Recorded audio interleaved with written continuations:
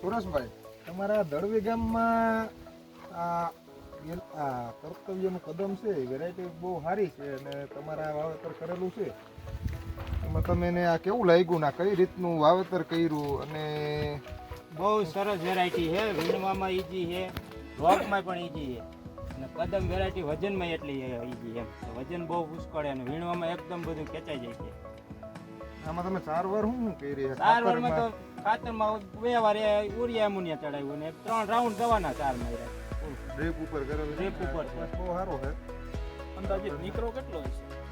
16-17 મણ જેવું અત્યારે નીકળી ગયું છે પહેલી વીણી, હજી બીજી વીણી બાકી અને ઉપર છતાં તો પાછો ફ્લાવરિંગ લાગી ગયું. ફ્લાવરિંગ ને માલ ને એટલું બધું છે.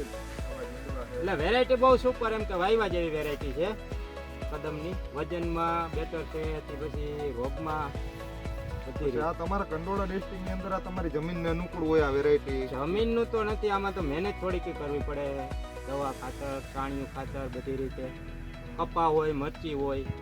આ કદમ વેરાયટી બહુ સુપર વેરાયટી છે, કંઈ કરતું નથી એમ કે, પણ તમારી સારવારના હિસાબે થઈ છે કે બિયારણ સારું છે? બિયારણી સારું છે, થોડીક મહેનત થઈ છે એટલે બધી રીતે એમ કે સારું છે.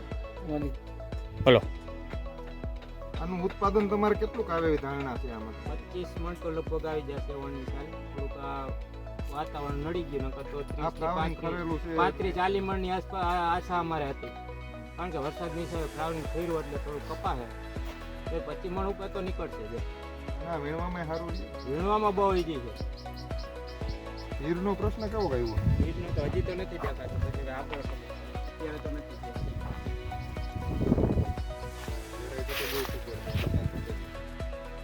આજે જ ખરીદી કરવા આપના નજીકના કર્તવ્ય સીડ્સના અધિકૃત વિક્રેતાનો સંપર્ક કરો અથવા 1746 777 222 પર ફોન કરો.